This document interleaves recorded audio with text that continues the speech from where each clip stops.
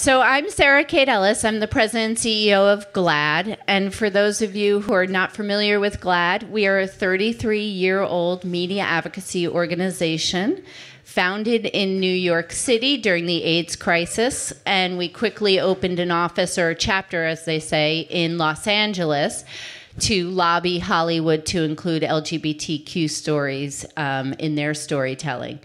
And we're a very busy organization, especially these days in the midst of a culture war. So I advise you all and ask you all, please look us up online. We're at glaad.org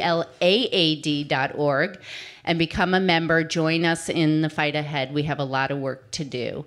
But today we're here for very happy reasons.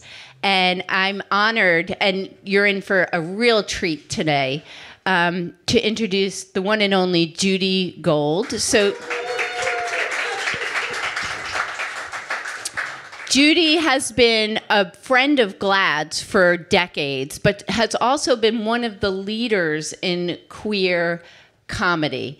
And we're going to get to hear from Judy, and she's going to host a panel today. And I'm not going to introduce anybody else, but I just wanted to say thank you so much, Judy, for decades worth of standing up with us and would host events when people wouldn't really want to be associated with an LGBTQ org. Judy was there. And we could always count on her, and she's always made us laugh throughout the years and brought, comedy is so important in the work that GLAAD does because our job is changing hearts and minds. And how do you connect with people but by laughing with them? And Judy has been doing that for a very long time, and we're very appreciative of it. So no further ado, here's Judy Gold. Thank you. Thank you. I have to say a special thank you for saying that, because I think you're the first person ever to say that I did it when it was not cool. I don't think anyone has ever said that to me. So, especially from, gay organizations. So I want to thank you very much. That was really heartfelt on my end. I'm very excited to be here. I love this panel. I'm going to introduce them in just a second, but I just want to begin. I started working here in Provincetown in 1992, but I started coming here in about 85. It was my first trip here with my ex, and her mother didn't want us to come here. We were going to the Cape, and her mother's like, go to Sandwich. So, because it's literally the furthest thing from Provincetown. So we had no money, and we went camping in Sandwich, or as her mother said, Sandwich. So we go camping, and there's a torrential rainstorm, and we're like, let's go to Provincetown. And we were 22, I think, and we had no money, but we packed up the fucking tent, and we came here. We stayed in an inn down the street, and I've been addicted ever since. So this is a very, very special place. And just so you know, I just wanted to give a shout out to all the people that came before me. The Robin Tyler, Frank Maya, who passed away from AIDS in '95. I wrote some down.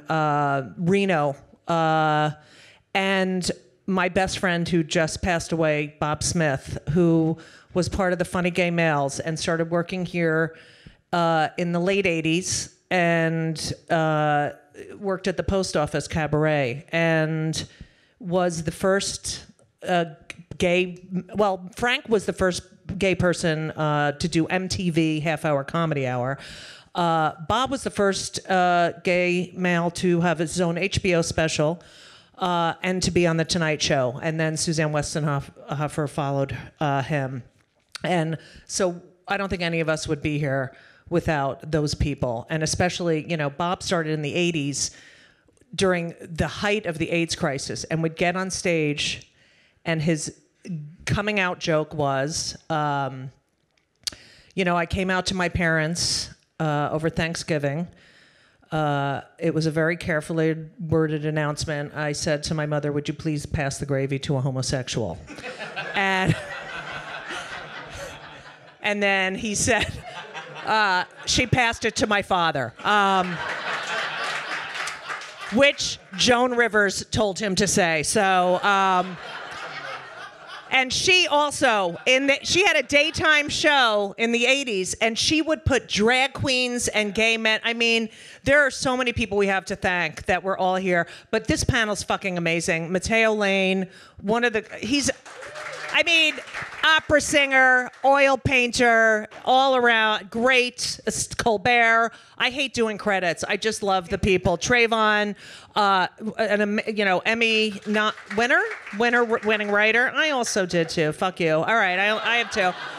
And Cameron, who your show, Take My Wife, and so much shit going on with her. Good shit. But for me, it's so wonderful to have you guys here. I just want to say, I came out in the mid-90s, and I came out as a gay parent. And I came out on stage. Everyone knew I was gay, but I didn't have any material. You know what I mean? Like, I don't know. You have a relationship or had a relationship, or, I'm not being an asshole, but you know what I mean? Because you're going to have material about that as well. That's a great point, yes. No, but my relationship was a bore and a half. I had nothing to say. And once I had kids, I remember thinking, if I don't talk about this on stage, what message is that to my children? This is something we don't discuss. This is just, and I every comic talks about their family. I was like, I'm fucking talking about my family. And I feel like I sort of came out as a gay parent. You guys, were you ever feeling, I don't want to talk about it, ever? I want to ask you each that, and we sort of get on stage and disarm the audience. That's our first, I think that's really our first goal, is to disarm them so that they trust us and we can make them laugh. What's your gay disarming joke? The first thing you say to... I used to walk on stage and sing opera in falsetto and then say that's a true story of how I came out to my dad. But now I'm just like lazy, and so I get on stage and all I say is, "Hi, thanks so much, I'm obviously gay." And for some reason it gets a huge laugh. And then, but I think too, like, there is something where, like, even like at the Comedy Cellar every night, 99% of the times we're gonna be the only gay people in the room or on the lineup. So, it's just a thing. I say it, and people are like, "You don't have to say it." I'm like, "I know I don't have to, but I like to say it. Like, I like telling people. I don't mind it. You know what I mean? It's not like it's me being like..." Who says you don't have to say it? Everybody. Straight people. So, of course, because it's about them, yes. You don't have to mention it. Yes, you do. Yes, you do. I'm also like, I also feel like if there's like so few gay, not just gay people, but like queer people and especially gay men being like the major minority in comedy, right. Like, I think I'll just make up my own rules. I don't really need to like listen to anybody else. Yeah. So I just walk up and say, "Hi, thanks, I'm obviously gay." Right. It also just gets a laugh. But it's also like, let's get it over with. You know what I mean? So I can move on. I mean, we're 5 minutes in and they're like, "Is he gonna say it?" You know what I mean? Right. I don't know. I have like the gayest voice ever. I'm not gonna be like, "Yeah," and then you're like shocked by it. Like, I know what I sound like. And Travon, you're mostly in a writer's room. You're an anomaly. D1 basketball player, African American, in a writer's room, and bisexual. And how does that manifest itself in a writer's room? I mean, it's a very intimate space. Now it's pretty easy. Right. I'm usually in friendly rooms. I've never been in a room where it was an issue. Like, all the shows I've worked on are like the fucking like bastions of liberalism, and so it's like so liberal that people are like gay or lesbian or whatever, and no one even knows. Right. Like, it's just, and that's not because they're goal. hiding it, but because it's just like, it's just so easy to be. You just hear someone casually mention, like, I just found out one of the writer's assistants at Full Frontal was gay like 2 weeks ago, and I worked there for over a year. But like, it was just like, he tweeted about like how guys respond to him on Tinder, and I was like, Michael's gay? Like, I had no fucking idea. Like, even though he now the punchline to that joke is, we're dating now. Okay. But no, like, it just would have been like cool to know, so we could like bond, and like, cause you just don't know. He's like 22, and like. Do you think? I mean, Cameron knows this, but there's a lot of misogyny in a writer's room. Sure. Do you think it's easier for you because you're male? I mean, I know it's easier for you because you're on these liberal shows. Yeah. Oh, absolutely. I definitely like being a man in those rooms is definitely easier. But we like the room I'm in now on Black Monday. We last week had a 30-minute conversation about who are the hottest guys in Hollywood.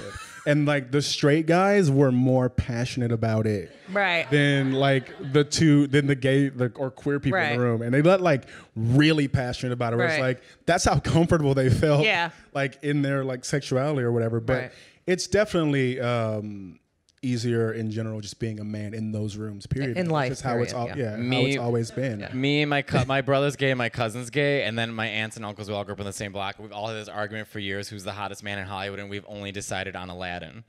The new Aladdin? Or the cartoon. The original cartoon? Like, he's hot. Yeah, so we've all agreed Aladdin. Hey, Google the new Aladdin. Let me tell you. The Jafar. All right, shut the fuck up. Cameron, I actually feel like Aladdin's kind of manipulative. I just feel like he should have been honest with her. This is okay. Thank you so much.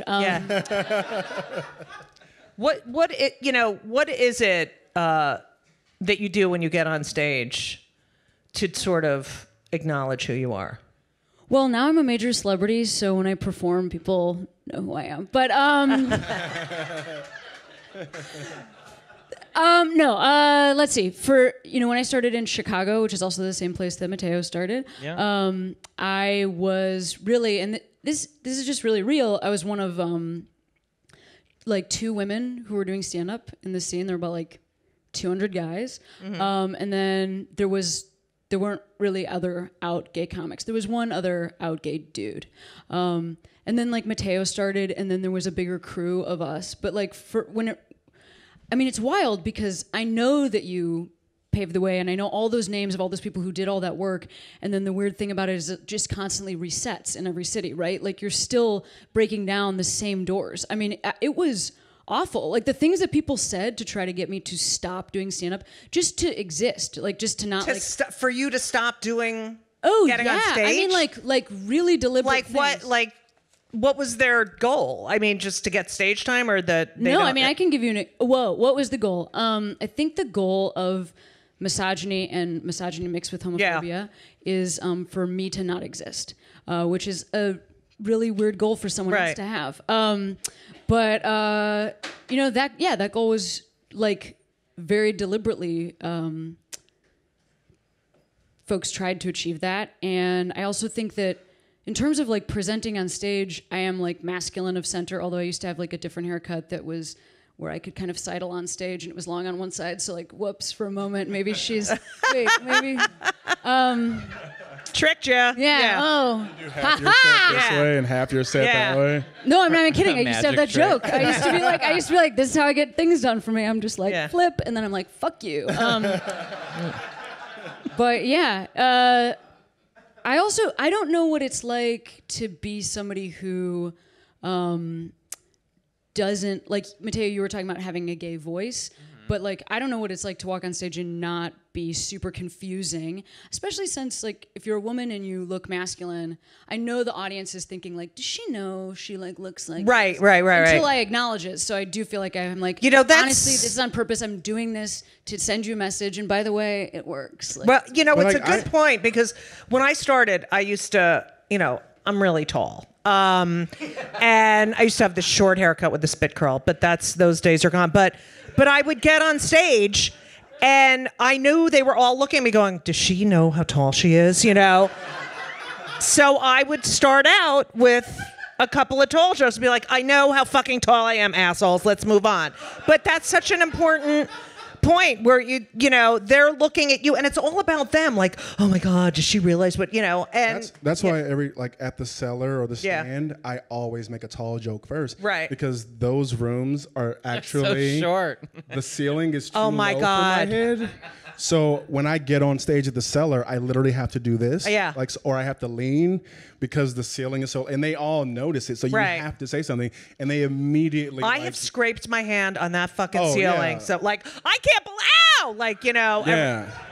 I just want to say, also want to say one thing, just like in solidarity with any of my queer sisters who might be here who like don't necessarily present as queer. I also know that like queer comics who are women, who identify as women, who walk on stage and like don't read queer, have a whole other set of hoops to jump through. Because it turns out if you're a woman and you're asking people to look at you, people are like, "Do I want to fuck that person?" Like that's like that's the number one thing that is repeating in their head. So you know, I know a lot of women who also have just like literally it's a difference between like long hair, short hair. Like she's available to me, she's got long hair, and so then that comic has to spend a bunch of time talking about that. When I started doing stand-up in college, I wasn't out. And even up until like right after college when I completely came out. And no one knew. And so I had the ability to do stand-up and be anything I wanted. Right. And over time, even though I wasn't necessarily, if I had been out the whole time, I wouldn't necessarily have been writing jokes about my sexuality because I was writing about politics and like news. So it was very much like, if Louis Black was gay, for example, he would probably do a very similar set to what you already see. But because that was the thing I cared the most about. But then as I like got older, I started to realize, and when I was out and I'm starting to do work in the space and like do all the kind of things that like cater to our community, I was like, I want to find a way to talk about it, but I don't want to force it. You know what I mean? I don't want to do it just because it's like it's not. It has to be organic. It has to be organic. It's not the type of stand-up I was doing anyway. Like to be like really like my family life. It was always about the world and like what was going on. And so like in recent years, I've found my way into doing jokes or mentioning it on stage because if like more people now know because of my show and everything But when I go to stand up at any given place, the room just reads me as straight. Right, of course. And so then I have to I'll make a joke about something sexual about a woman, and then I'll bring a guy into the audience into it, and then that'll be the beginning. And then you get a double layered laugh of like, oh, wait, that's interesting. Right. For the people who like didn't necessarily know. You know, it's like life, you know? I always say that, you know, my kids have to come out 24 times a day because you know, they get in a cab and I'll be in a cab with them and it'll be like, oh, you're so tall. Is your dad tall? And it's like, he doesn't have a you know, sometimes I think, should I do it? Is it worth it? It's always worth it. It's you don't know whose mind you're going to change. You don't know what they're going to think. If maybe they'll think of you when they go to a voting booth. Like, you know, that woman was really, really nice. And if I vote for this asshole, you know, Cameron said something interesting because the first time I worked at a lesbian club was in Chicago. It was in the late 80s. It was with a comic named Margaret Smith. And if you don't know her, do you know Margaret? Not personally. Yeah, but if you don't know her work, brilliant. And she brought me to this lesbian bar. What was the name of the bar? Oh, God. Stargaze? I don't remember. Was it in Andersonville? I don't know. Tees. It was Tees. I used to love Tees. They have pool. It was by where the pierogi place. It was in. That could be anywhere. Chicago, that's everywhere. But that was Andersonville. It's next to the deep dish pizza place. Whatever. So next to that tall building. So, and the women. It's really windy. The women were the butch. We're talking the late 80s, and they were butchy beyond butchy. And I was like, why do they have to look? Why do they have to dress like that? And Margaret said something to me. She said, you know what, Judy? They're not afraid to be who they are. When they walk down the street, every single person knows that they're lesbians. And they make it easier for you because they're not hiding who they are. And it completely changed my entire attitude because, you know, the AIDS crisis, which in the 80s, this is when we sort of were forced to come out of the closet. Gay men would walk down the street. They couldn't hide it anymore, you know? And it sort of changed the conversation. I don't want to talk about AIDS, because it's not that funny, but it really was, you know, if you go back in history, you know, there's... We were really in sitcoms. Gay people were in sitcoms. We were never. Growing up, did you have a favorite gay character like Paul Lynde? Hello, he was the gay on Bewitched. There was the gay. You know, there was always the gay that wasn't the gay. Like on. My favorite was C-3PO and R2D2. Right. C-3PO is super gay and got gayer like, you know, each, but no one mentions R2's a lesbian. Right. We just skip over that. She is. She's smart. People need her, and she comes with a tool belt. And it's like, Yeah. you know, where there's all these gay characters. I always make that joke because I'm like, we never saw gay people growing. But now Right. kids have like Tyler Oakley and Glee and YouTube, and I mean, there's just gay everywhere. I saw this thing like this kid was like 7 with purple hair talking to the Human Rights Campaign, and he was like, my struggle when I came out. I was like, you piece of shit. I mean, I'm so happy for him, but I'm so bitter. Part of me wants to be like, go home and turn off the lights. I know. To Madonna and cry like the rest of us, you know.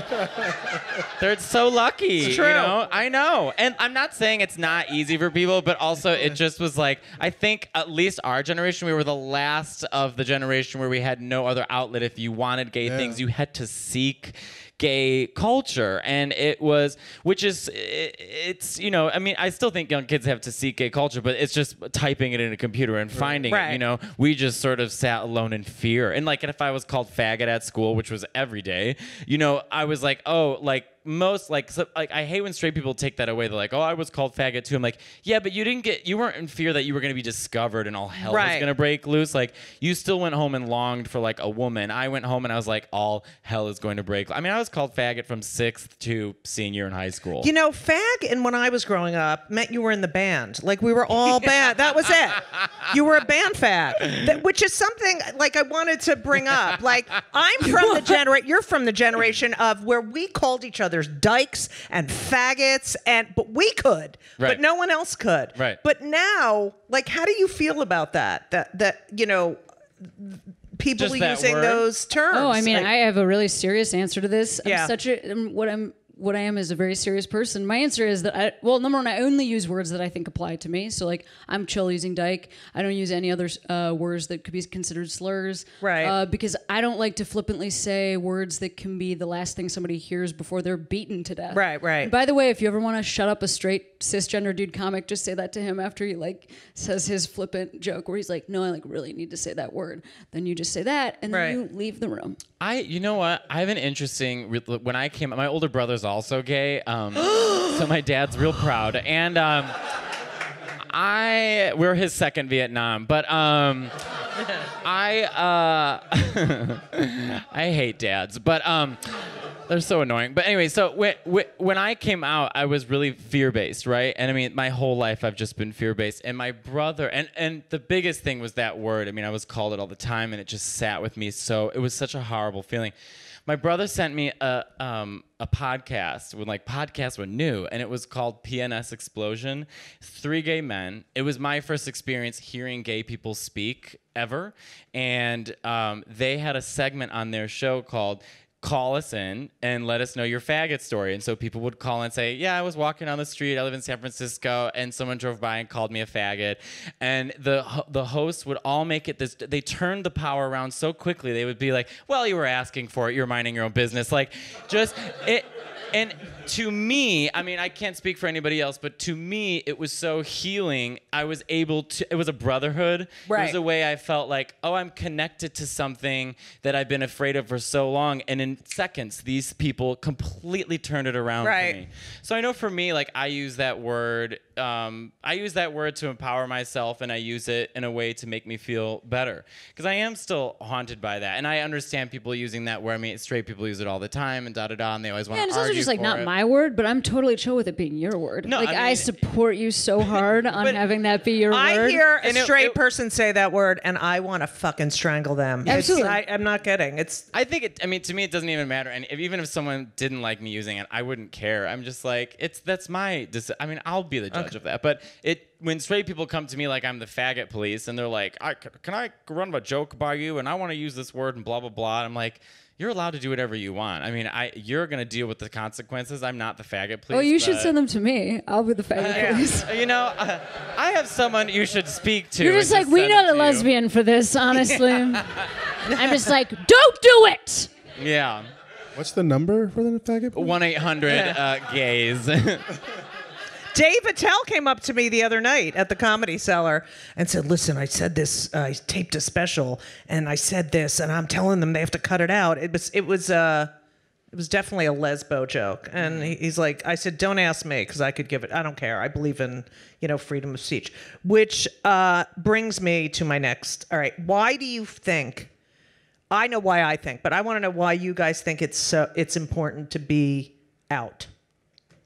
For me, particularly, being bi and people assuming I'm straight all the time, I feel like it's important because there are definitely other people like me who I know who don't have an example of that, of like seeing someone who people can't readily identify. Like when I walk down the street, no one calls me faggot, but I've been called nigger walking down the street. Right. Like that's happened. Me too. Yeah. Like, it's a cold world out there. Yeah. Like anybody's game.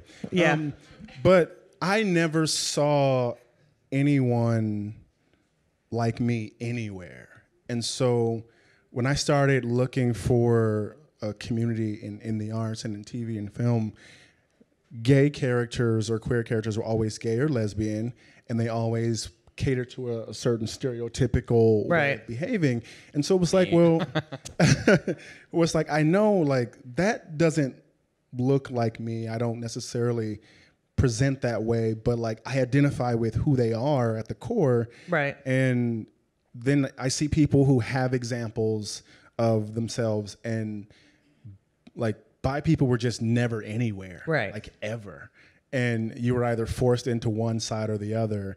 And most times people were just hiding it, and they were like, or playing it straight if they could. Right. And I still know guys who do that like now, just like never. And I want to change that. Like I feel like you should be okay, even if you do feel like dating a woman, like you should be okay telling people that like, don't assume I'm straight because my partner's a female. Don't assume I'm gay because my partner's male. Right. Let me be who I am. Like, let me. But you know that we kind of want you on our side. We're like, just come over here and okay, but It's funny because I do have a faction of people who are like, just come on, It's like, but you know what? Do you realize? You said there. I never saw anyone out there like me. There are kids like you, and that's why it's so fucking important. Absolutely. For you to be true to who you are, and it's honorable, and yeah, I think first of all, yes, I think it's so important to make other people's lives better. Mm-hmm. But I also think that as queer people, we're expected to do so much emotional labor all the time. And one thing that I also just want to like give everybody in here permission to do is to come out for yourself, because it makes your life better if you don't have to lie about who you are all the time. Oh, I mean, that was a big reason. That was why I finally was just like, I can't keep, even when I come out to like friends and family, it was like I almost have to do overwork to tell people who I am, because they'll say things in front of me so much work that are really offensive that they think is a safe space. You're doing so much work, and it's also not like I think sometimes for folks who are outside of the queer community, it feels like maybe this is like a small part of my life where it's like most of my life I'm just straight, then I kiss a woman, that's when I'm gay. But I'm gay all the time. I'm never not gay. When I watch movies and it's straight people in the movies, I can't relate to those people. I just like I'm always gay all the time walking through my life. So this is how I see the world, and it's better for me if you know that that's who I am. I mean, I tried to pretend I was straight, and it was hard when you're working at Michael's. But and I'm just like, I haven't like found the right girl yet, and it's like I have an apron that says, "Can I help you craft?" I mean, obviously, I was asking for it, but I don't know. I mean, yeah, I'm sure, I don't know. I get a lot of messages that are actually really sweet. Like you get into comedy because I'm like, I just want to be funny and tell jokes, and you sort of become addicted to the life and the open mics and the this, and you have drive and all that stuff. And then after a while, you start realizing that, oh, maybe I'm the first gay person someone saw on TV. And I get lots of messages on Instagram, and young kids, I came out to my parents because of you. I almost have like, I can't like read it because it's like too emotional. I'm like, but it's so great. It's sweet. I mean, it's a wonderful thing. I'm just saying, I didn't expect that to be the result. I was just trying to make my Aunt Cindy laugh for so long, and now it's like, I don't know, it's cool. I did a gig in Texas. Sorry. I know. And it was the late 90s, and or maybe it was the early 2000s, and I was I used to have a whole bit in my act because I would talk about people who were allowed to get married. We can't get married, but I had a whole list. I had Eric Menendez getting married in fucking jail. Mary Kay Letourneau, who married her fucking student. And I would go end my set with like, can you fucking believe these people have more rights than I do? You know? And I did it, and I made it funny. It wasn't like this, but. And I would just say these ridiculous, people that, fucking Charles Manson was allowed to get married, and I couldn't marry my partner. So I had someone come up to me after the show and text, and he was an army guy, and he's like, I really understand why you want the right to get married. And I was like, oh my God, this is so fucking, we sort of have a responsibility, in a way that these straight fucking people who, I have listened to so many go, fucking my girlfriend, get me a fucking beer, like I'm so sick of that shit, and yet. I tried to tell. I was having a conversation with someone the other day, and he just couldn't understand why so many different people nowadays are saying things like "I'm a queen" and celebrating their diversity. Right. He just could not get his head around it, and I had to explain to him. I was like, I'll just speak for myself. Like as a queer person, I think most voices on the fringe or people who are on the outside. If you're white and straight, you're living life in society seeing it one way because it's paved for you that way. Right. If you're not that way, you see it two ways. You see the way they live and you see the way they want us to live. And so your whole life is about you're jumping through hoops to please everyone and everything. And it's like, we're finally at a point now where we're able to celebrate our differences and conforming isn't the the power of laughter. Like when I would talk about my kids and then people would forget I was gay, they were like, oh my God, the same thing happens with my kids. Right. And that's how it sort of, became this, we're sort of exactly the same. But don't you find audiences are more open now to hearing Oh about my gay? God, yes. Yeah. I can't even tell you. Do you think, how long have you been in the business? I've been doing comedy for almost 7 years. Okay. I've been doing stand-up for 10 years. I've been in TV for 6. Mm-hmm. Cameron? Yeah, I've been doing comedy for 14 years Right. professionally. I'll start with you. Have you seen a shift? Yeah, I mean, I went to college here in Massachusetts.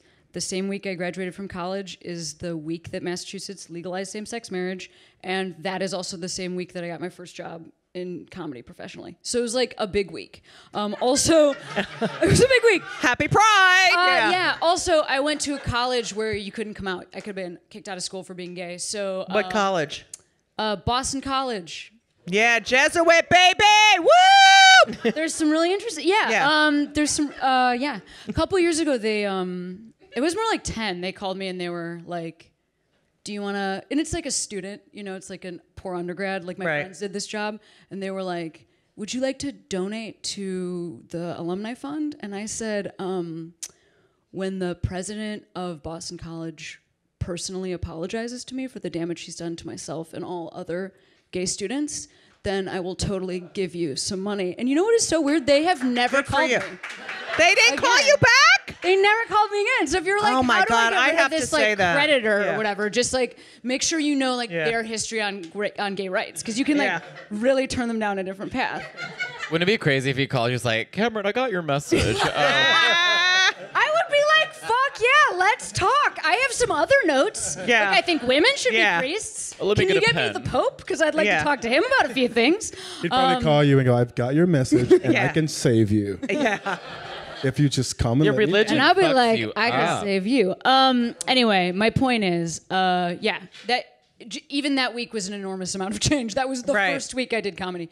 I really feel like there was a year I was trying to book a tour with my then fiance where we were going to go to all the states where marriage equality hadn't passed yet, and we were going to perform in all those states. And we were trying to go through like.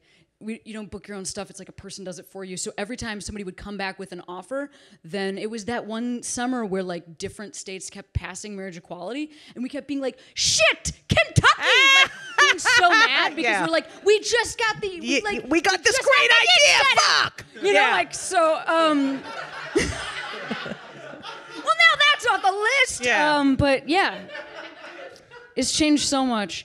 It's changed so much. I also think like just the way people can look. I didn't think I could ever be on TV looking like this ever in a million years. That is absolutely, yeah, I agree. And I am sometimes, and that's amazing. Sarah Kate's put me on TV. What's up, Sarah Kate? Thank you for doing that. Yeah. But by the way, Sarah, I wanted to say how attractive you are. But yeah, I mean, I just, everything, literally everything has changed. And also nothing. There's still so much more work we need to do, and obviously continue to hold the door open for anybody that has less power than we do in the queer community. So like, we have a voice, and also I'm a white person. I try to remind myself of that all the time. Yeah. Okay, goodbye. Okay. I mean, I would say what she said. Yeah. There's been so much change, and also still so much more work to do. Right. And you look at the clubs now, and there's so many more gay comics and so many more out comics who are like in spaces they never would have been in clubs where you would have never wanted to sit at the table at the Cellar at a certain, like, if you go back far enough as a queer comic. But at the same time, like what Matteo was saying, there's still people who don't fucking get it. Yeah. And so you keep having to do the work, and it's still not enough out comics. There's so many people who are in comedy who are just not ready to do it. How the fuck do you think I feel?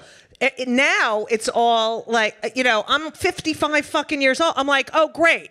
Now I'm going to play a fucking grandmother, I have been trying to sell, I've been trying to sell a gay sitcom about a gay family, gay parents, straight kids, since the late 90s, and it followed the trajectory of my life.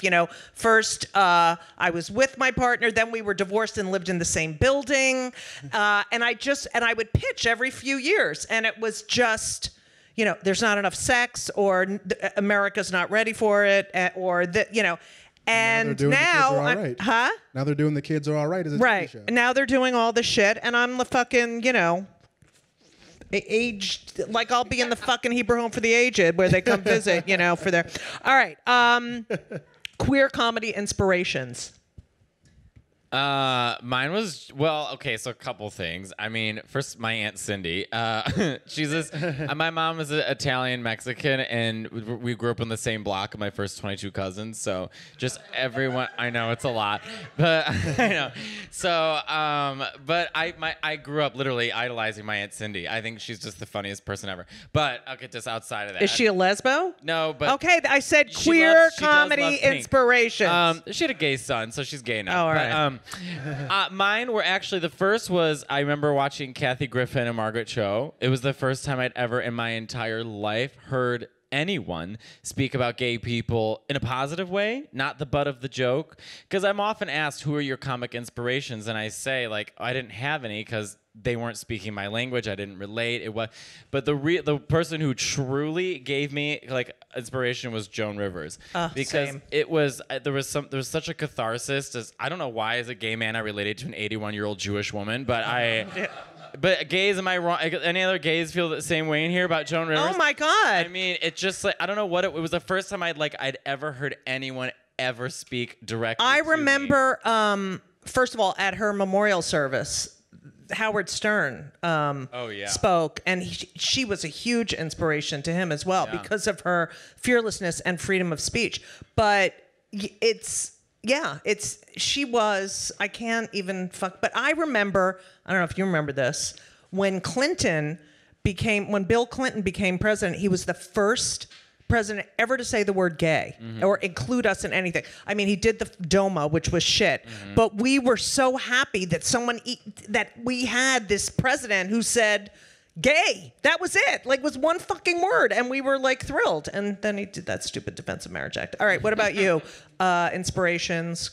I didn't really have any queer, like there just weren't any. Right. I grew up watching Pryor, Chris Rock, Chappelle, Eddie, and they're especially like black queer comics, out ones, like forget it. Like, right. There just weren't any, but there were people like Kathy Griffin who I like latched on to, and can I say Paul Mooney? I don't know. He's never I love really, Paul. Has he ever Well, you can say Paul Mooney because he's fucking great. But I mean, I've just never heard him say he was. But people, you never want to like put people in that position. But like he's an amazing, hilarious, brilliant. Mom's Mabley, brilliant writer. Oh, yeah. She was fierce and a lesbian. Yeah, like it. I really didn't find queer comics or comedy until like the last like.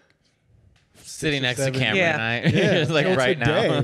Today was the first day. Yeah. But I mean, I wish, and it kind of shaped how I started doing comedy. Right. Because I like all of my heroes. Like, granted, they're some of the greatest to ever do it, but they were just like straight guys. Right. And so when you start out modeling yourself after your favorite comics, they end up being, they were those guys. And I had to find my way into my identity as a comedian and as a person at the same time, and then find a way to bridge the two. Yeah, I don't think people realize it takes like 10 to 15 years to even figure out who you are on stage. I'm not kidding. Because it's like being a doctor. You know, do you want to go to a doctor who's been doing surgery for 3 years? No, but it really does take a really long time to figure out who the hell you are. And once you do that, your whole life changes. What about you? Inspirations or? Oh yeah, the first person I ever saw do stand up was Margaret Cho, and I've gotten to tell her that to her face, which is really rad. And also, it is like definitely homophobia and misogyny that prevents us from saying that like just as a culture, how like great at stand up Ellen is. Oh my God, yeah, Ellen Ellen DeGeneres. is like She was so my first CD. good at stand up. She's so good at stand up. Can I say? First of all, Here and Now, that special's the best. I forgot Ellen for two reasons. One, she's fucking amazing, but two, I just saw her new hour. Oh my God, how is it? That she's back doing set. It is fucking hysterical. Like you were gonna cry. Like you're gonna cry laughing from the very first joke. I was like, I haven't laughed that hard at another comic in fucking ever. I mean, I'm for sure gonna tell her that like. It got through 3 comics before anybody even fucking mentioned it. I'd be like, Alan, like I know you think you like went through this thing and you were on magazine covers and stuff, but we forgot about you, girl. To be fair, though, I didn't find her. Yeah. To be fair though, I didn't find her until after. Sweeties, until don't get after so I was sad. able to like. It's okay. I mean, it's okay. My first CD when she was out. was hers when she had I don't remember the name of it, but she was like in a bowl of alphabet soup. Oh yeah. And and I remember watching her Here and Now special on HBO over and over and over again. And I actually watched it with all my friends when I was straight, and they were all straight, and that was everyone's favorite special. And then my cousins in Italy, who were like super homophobic at the time, not anymore, they loved that special too. My cousin Giovanni speaks English, and he's like, I love Ellen. And I also just want to give like a shout out before we move on to Leah Delaria, who I also think I gets, should have like, mentioned Leah as well. Not enough credit for being incredible. I had her as a guest on my podcast not too long ago, and it was in just that conversation that she's somebody who was arrested for like holding a woman's hand, right? You know, in public. Like this is from now, right? Like she's still working and she's on a really popular Netflix show, and this is like somebody that could almost like be a peer of mine, although she like also broke down a bunch of barriers. I should have mentioned her in the beginning. And it's just like gnarly to be able to talk to somebody and have somebody tell you that story. Like, when I started doing this job, she went by the name The Fucking Dyke, because that's what people called her. But this is a really great story. I'm sorry, Leah, but she was like, then she got really popular, and then people would yell that at her on the street, and then she didn't know if they were like insulting her or a fan. So then that's why she uses her real name. Such a good story. But also Mario Cantone. Yes. Yeah. Because I really feel like, everyone always talks about how there's like so few gay men in comedy. And I was like, I remember watching Mario Cantone on the Rosie O'Donnell show, unapologetically talking about Cats the musical and how awful it was. And he was like crawling over the stage and stuff. But it was so over the top gay that it was like, no one was doing that. Right. I mean, that was... If I worked on the Rosie show, the first 2 seasons I was a producer and a writer. And we used to talk about if America knew how gay this show was. John McD, the piano guy? Piano guy. Yeah. Rosie, me, everyone who, like, we're just all gays. Like, and it was a phenomenon, that show. Americans love gays until you say you're gay. Right. You know what I mean? Like Richard Simmons and Paul. And like, Right. I remember I had a neighbor growing up who her name was Betty. I hope she's dead. And she was awful. And she, my whole life would like. I mean, I was such a gay kid, singing to the birds like Sleeping Beauty and dancing and just like. And she loved it and supported it and loved my drawings. Second, she found out I'm gay, she's refused to speak to us again. She used the word faggot, this and that. And I was like, you let me watch Funny Girl 1,000 times. You loved me. But once people just are so afraid of the word gay, it's the same thing. It's like, yeah, Rosie O'Donnell, that was the gay. She brought Barbara Streisand on that show. I can't. That day was. Oh my God! I cried. We had to switch the set around though. She likes one side. I just want to say thank you that no one mentioned me as one of their. So I know it's fine. Judy, it's fine. That's great. Okay, great. Fucking assholes. It's because we were gonna get to the end and we were all gonna like kind of say it at once. Yeah. We planned it before we came up here. Thank God for Sarah. That's all I have to say. Do you think your audience is what? Is mostly gay? No, do you think your fans, let's say, are mostly LGBTQ or STB? Do you think that they're mostly? I mean, based off my Instagram, yeah, but my Instagram is also just me naked. I know. You have so many followers. I know, but do you do that? Do you do the naked? You do that on purpose, right? I mean, yeah, obviously. girl, I want the world. I mean, to you don't see. work for this. You should see his fucking body today at the beach. To be fair, I also half of my Instagram is all of my artwork. It's all my paintings. But my we were at Herring Cove today. And I'm like, oh, God, I must look so attractive because everyone keeps looking over here. And then I'm like, oh, it's him and his fucking Speedo. Yeah, all right. Speedo. I don't know. Yeah, a lot of it gay men. Yeah. Yeah.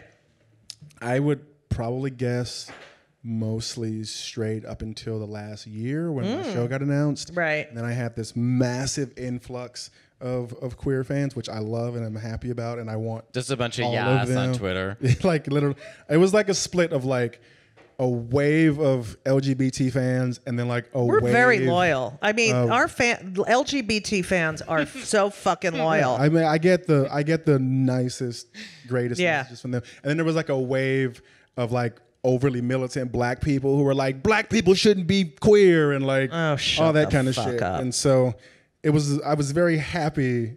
I knew that part was coming, which I didn't give a fuck about, but I was very happy to find more of the community in that way. So I just want. Oh yeah, sorry. Yeah,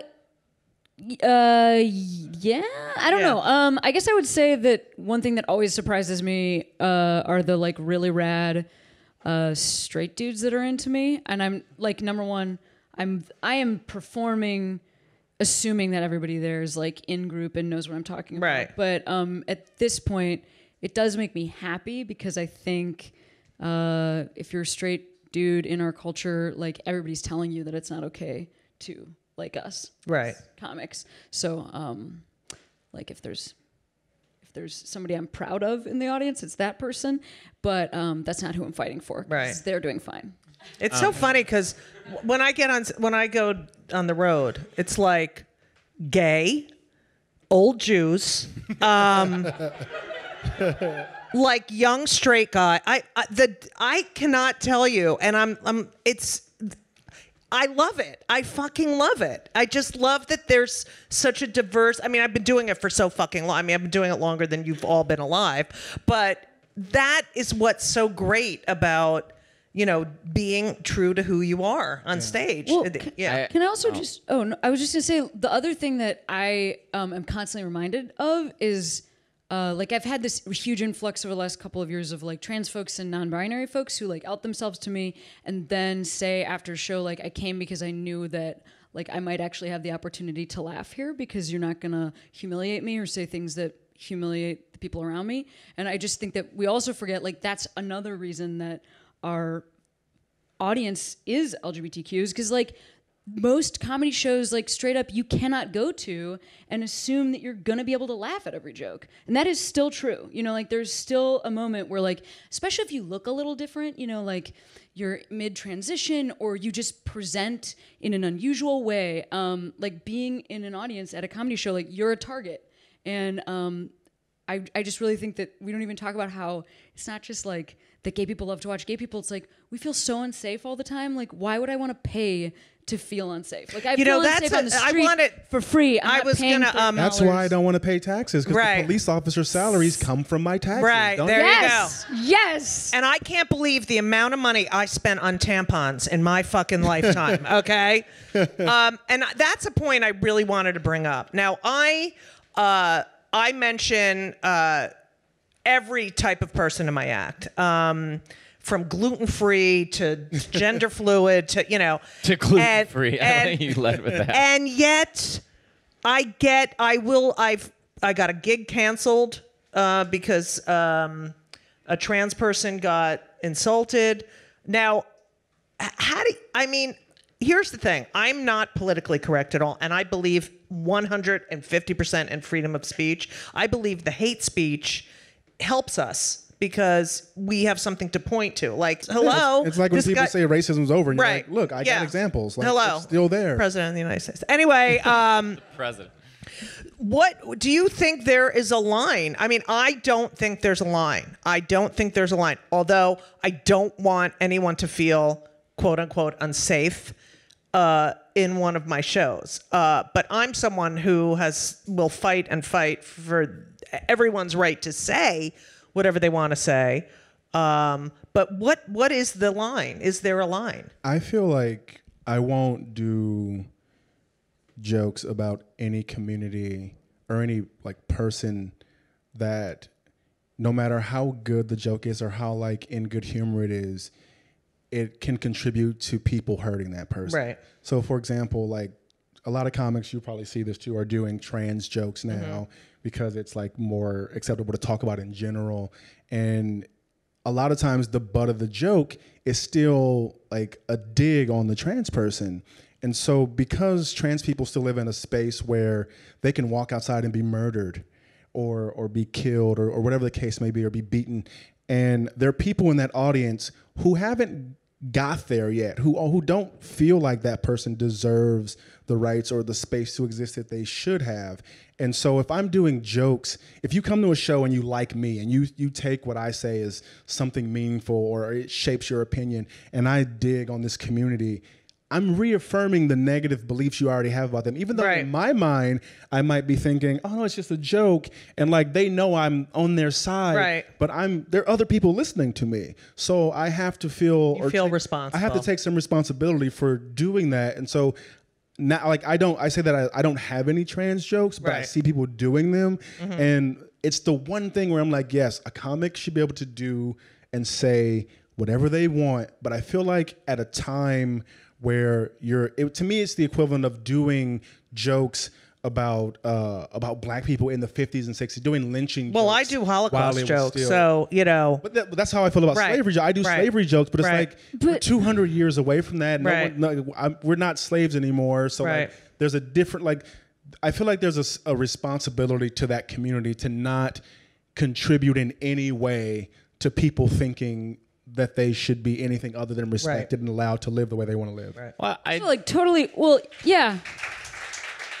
Also, totally different for you to do slavery jokes, right? Like, turns out you can actually do those. Yes. Like, absolutely. You know what I mean? Turns out. And I think I would also just say, like, one thing that I think is this really, I think people are often dishonest with themselves about like what they get pissed off about comics, because I just hear this reaction again and again, like, why are you trying to patrol me with this like PC culture that's like coming at me and telling me what I can't talk about? And I don't think that anybody's saying that topics are off limits, but it sounds like you're probably doing a not you, one, is doing a bad job of talking about a topic. Right. If this audience can misunderstand you that much. I Yeah. think it's like, actually, it's on the comic as an artist, like, I challenge myself enough to use evolving language because, like, why would I not do that? I respect myself enough to, like, think I can do that. And so I just actually think it's like comics who are lazy telling themselves something that's kind of a lie, where they're, like, nobody's telling you can't talk about any topic. I just did an hour on sexual assault. As from my perspective as a survivor of sexual assault, nobody told me I couldn't tell a rape joke because they were like good jokes. There was a reason I was telling them. So like, that's a good point. That's really what it is. Yeah. It's kind of just like, it's like a guy who's like not that good at his job, and he doesn't realize that. That's who's saying that. I do think too, though. Like I yes, I agree with everything we're talking about. But also, I have to remember that when I was a kid, having Joan Rivers and Margaret Cho talk about gay people, making jokes, but making it an accepting joke that made me feel so accepted. We can't neglect to talk about people who are also feeling neglected. We have to give them a place of a home too, in a sense. So again, if you are talking about it as a dig, well, obviously you're not doing a good job. But if you're talking about it in a way which is difficult sometimes to balance that humor, like Margaret Cho often balanced her humor talking about her gay friends, could very easily be viewed as homophobic, talking about getting blowjob tips, doing impersonations of friends. However, when I was a kid, I heard that is, oh my God, there's someone on my side. I knew there was a way through. So we do have to remember that it's also our responsibility to talk about what's happening and do it reasonably and walk that line that's smart enough so that people who are listening who may feel disenfranchised also realize that they have a home and they know what I'm coming from. Well, both of those people are members of marginalized communities. Yeah. So I also think but I'm saying, they. So am I. So I'm saying if any of us were up here making those jokes, it might be a different perspective. I see what you're saying. Like if it's some, I hate the term straight white guy because just everyone says it, but it is a thing where like they do feel very, very privileged, and they talk about these things. They're very offended. That's all. Let me say something that pisses me off, by the way, is that I get so much critique and pushback from straight comics telling me how much I can and can't talk about being gay, but they are wildly offended if you tell them that they can't use one word. I mean, they can talk about whatever they want. Oh, they're just assholes. They are assholes. Here's the key, and I'll tell you this. You can talk about any of these issues as long as the joke is good. That's it. Yeah. You can't talk about these really subversive topics unless it's a brilliant joke, and that, I have 2 Holocaust, I have more than that, but they're great jokes. And you know what? And I've had people, I had one joke about, because years ago, these 2 Hasidic rabbis in Borough Park were convicted of laundering drug money through their synagogue and yeshiva, and it was all over the news. And I went on stage and said, I think these rabbis are innocent because those Hasidim don't launder anything, right? So, and then I got this woman accosted me. You're calling them dirty Jews, and then I'm like, you know what? It's a fucking joke, and it's a good joke, and I'm not gonna not do it. So, God bless you for putting a joke away because you don't want to offend anyone. I feel like it's like, even like going back to what you were saying, comics who aren't even trying to dig on the community, but the joke is not ready. It's not there. And it ends up coming off as like a slight against them. It's like I can beat up my brother, but you can't. Yeah, you know what I mean? No one has I've not heard a single trans joke where I was like, brilliant. Right. Like, I've just never heard it. I've heard a lot of them, and I'm like, I've heard one. It had nothing to do with trans people, but it was Gary Veter's joke, and he was like, after Caitlyn Jenner came out, I was so upset because I was only on season 8, which is very funny because it's like, it's like a TV show. Like, he had no idea, but I'm like, that's more in line of a joke where it's like, oh yeah, this isn't talking bad about anybody. He's just talking about television. I feel like I'd love to hear like a bunch of actual trans people tell jokes about trans. Yeah. Wouldn't that be cool? A couple trans they comics. exist. There's a bunch of trans comics. I know. There's Natasha a bunch Muse. coming up in New York Ian too. Harvey. It's exciting. I know a couple. I was once on stage, and there was someone in the front row. I was at the comic strip years ago, and I couldn't tell. I didn't know. I said, this person said, oh, I'm transitioning. And I said, which way? And she thanked me. Like, we're friends. She's like, that was one of the funniest nights of my life because you weren't like, ew, like I made her a part of my act. And it really validated her as. Also, to be fair, it does depend on who you are as a person. Right. There's plenty of gay people who do not agree with the type of humor I view about gay humor. You know? In the same way, I have plenty of trans friends who have very different senses of humor. Some feel this way, some feel that way. So it shouldn't be our responsibility to be speaking for people and being like, it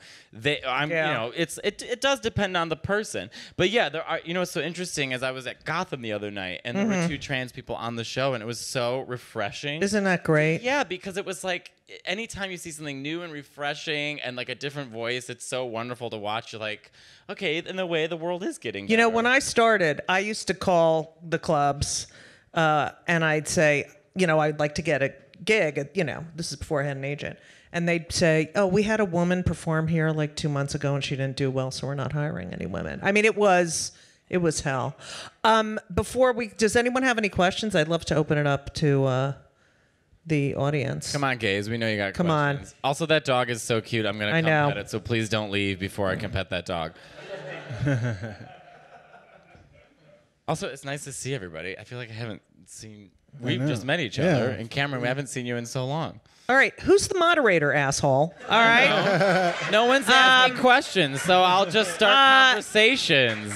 God, Matteo. I know. All I've done is take care of you since you got here. Yes. Sarah. So I was just curious because I think I just recently saw Nanette. Oh, yeah. That was on my thing. And I'm curious, that was a really interesting take on comedy, and I wonder if you guys saw it and what you thought about how it evolved, that story or that stand-up. I don't even know what to call it. Show. Mm-hmm. I mean, I would still call it stand-up. I mean, I feel like if anyone saw Hassan Minaj's Homecoming King on Netflix, I remember when he first started working on that at Daily Show, and I was opening for him for a lot of those shows before he taped it, and actually when he taped it, and helping him figure out little things here and there. And I remember us having a conversation about how that comedy has been the same for a long time. Like, it hasn't had a real rebirth since it went from the 80s to the kind of comedy we do now, where it's very much a little more storytelling, a little more whatever. And the thing about Nanette is it's a version of what people have already started doing, but because it was a woman who was queer, who was talking about assault, people paid more attention to it and were more critical of it, I felt like. Because when I saw it, it reflected to me where I saw the medium going in the first place. It's just comedy doing a new thing. And there's entirely space for that to exist. In the same way, if you watch Chappelle's most recent Netflix special, it's essentially the same thing. It's him telling these lengthy stories. I mean, minus the assault and the queer stuff, but the form is the same. And she took that same form and talked about things people were uncomfortable hearing about, and it exploded. So I think there's a space to let that exist for people to do whatever they want and not be overly critical of her. Whether she a comedian, or what is this comedy, is this storytelling, is this a one-woman show? It's no, it is what it is. It's Nanette.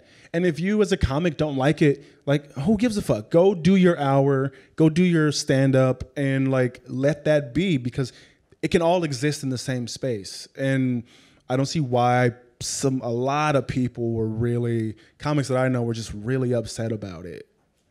I just view it as Seurat and Monet are both different painters, yet we both appreciate it the same way. You know what I mean? So why it doesn't hurt anybody. It's wonderful. Let her, why are we judging? I don't understand.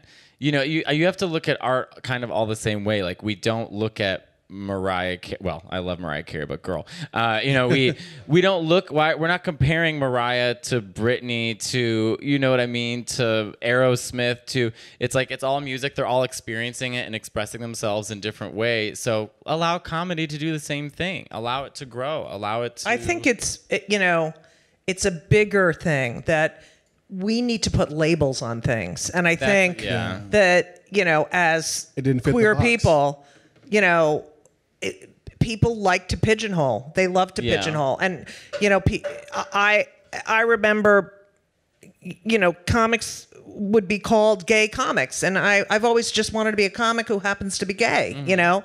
And I think that this is just, you know, this sort of need that, what is this? I need to define this. You know, she's really funny and she was telling a story. But when I hear the word comedy, all I think about is laughter. That's what I really think about when, you know, but there's dark comedy as well. You know, look at the producers, you know,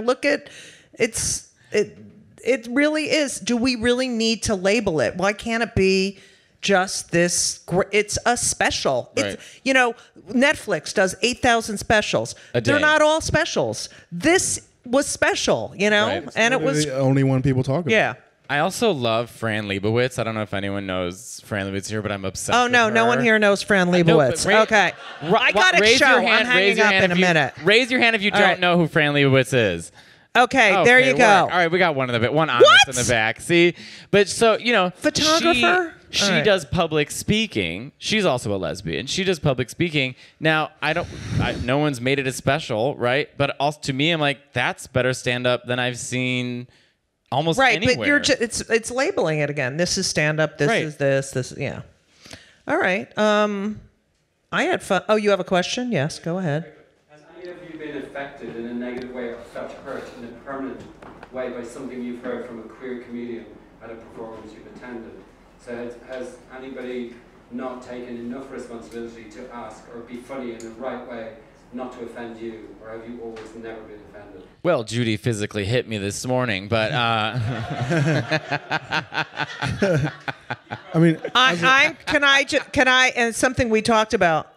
I feel hurt and violated when I see gay comics get up there and pretend they're straight. That to me, we talked about that today. Yeah. That they get up there and, you know, after all, you know, comedy is really about honesty.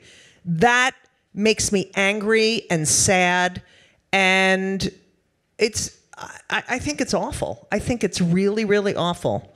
Yeah, that you know, there are comics that'll, I'm going to be gay here and I'm going to be straight here, and it's just, when you say fuck you. straight, do you mean they act as if they're like heterosexual, or Yes. they don't Oh address yeah. it? Oh no, they get up there and act heterosexual.